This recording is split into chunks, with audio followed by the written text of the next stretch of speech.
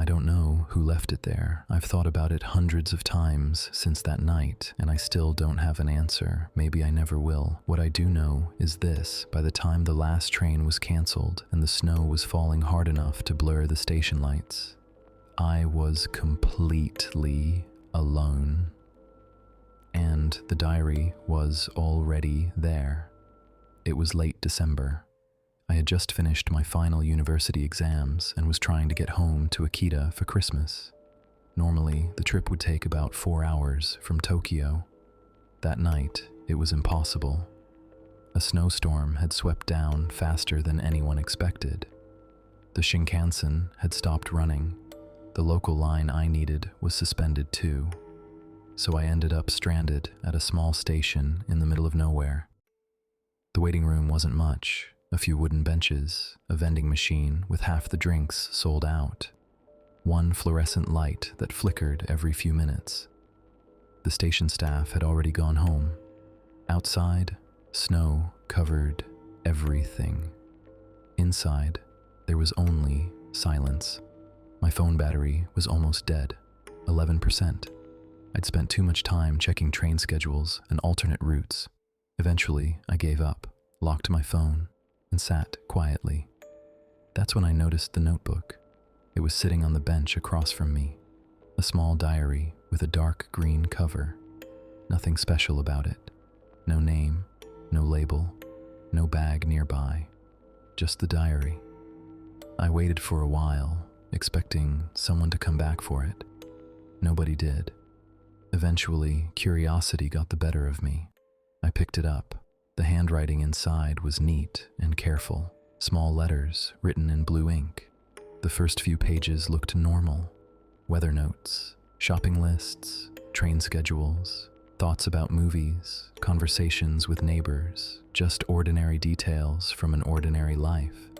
I almost put it back. Then I noticed a date, December 23rd, today's date. I started reading. The first line made me stop. He arrives just before midnight, carrying a blue bag. I frowned. My bag was blue. I kept reading. He sits on the right side of the waiting room. I slowly looked around. I was sitting on the right side of the room. A cold feeling settled somewhere deep inside me. I turned the page. He has an exam schedule folded inside his coat pocket. I froze. Because I did. I had printed my university exam schedule weeks earlier and forgotten it was still there. For a few seconds, I just stared at the words. Then I kept reading. He checks his phone battery and immediately puts the phone away. I swallowed. That was exactly what I'd done moments earlier. Not earlier that evening, not an hour ago, moments ago. I looked around the waiting room. Nothing, just empty benches, the humming vending machine, the flickering light overhead, and snow outside the windows. I told myself there had to be an explanation. Someone could have been watching me. Maybe it was some elaborate prank. Maybe someone had followed me. Maybe someone knew more about me than they should. Every explanation sounded ridiculous, but it still sounded better than the alternative. I continued reading. He turns the page looking for an explanation. I stared at the sentence. Then I looked down, because that was exactly what I was doing. I turned the page. He won't find one. There wasn't one. No name, no clue, nothing. I closed the diary and set it on my lap. For several minutes, I just sat there. The light buzzed overhead. Snow tapped softly against the windows. The whole station felt disconnected from the rest of the world. I considered leaving, finding a hotel, walking somewhere with other people, anywhere except this room, but the storm outside was getting worse, and my phone battery was nearly gone. I wasn't eager to wander through the snow in the middle of the night, so I stayed. Eventually, I opened the diary again. The next entry read, "He thinks about leaving. He decides to stay."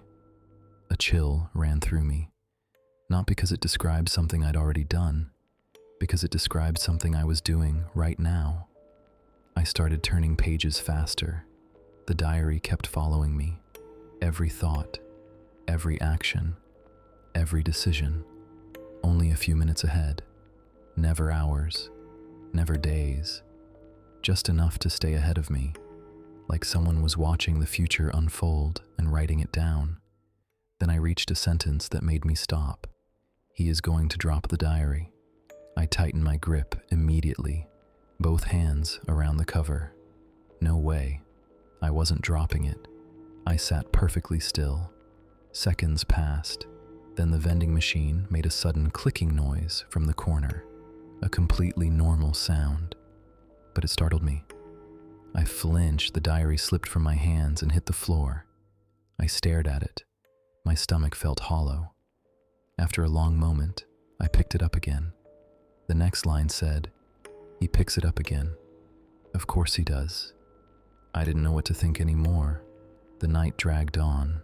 The diary kept predicting everything. It knew I would buy a hot coffee from the vending machine. It knew I would check the door repeatedly. It knew I would stare out at the snow for long stretches without really thinking about anything. The entries became shorter as the hours passed.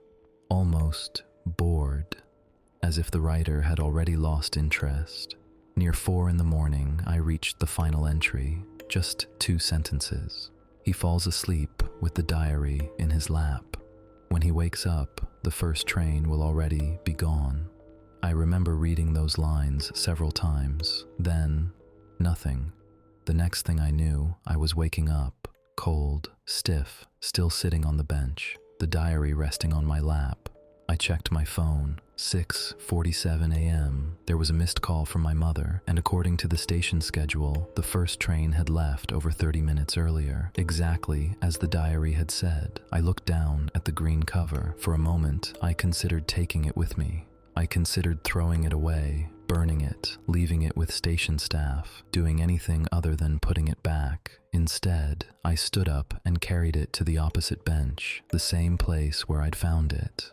I laid it down carefully, face down. Then I picked up my blue bag and walked outside to wait for the next train. That should have been the end of it. A strange night, a story to tell once and forget. But I haven't forgotten, not even close. I've thought about it almost every day since, not because I'm terrified, not because I think something is following me, it's because I still can't explain it. Someone wrote that diary, a real person, using a real pen, on real paper, and somehow they described events before they happened, or maybe they caused them to happen. I'm still not sure which possibility is worse, but there's one thing that bothers me more than anything else.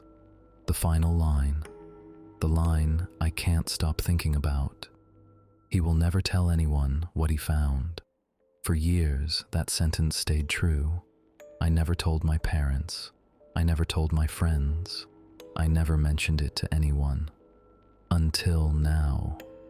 And sometimes, late at night, I find myself wondering something. If the diary could predict everything else, was this moment written down somewhere too?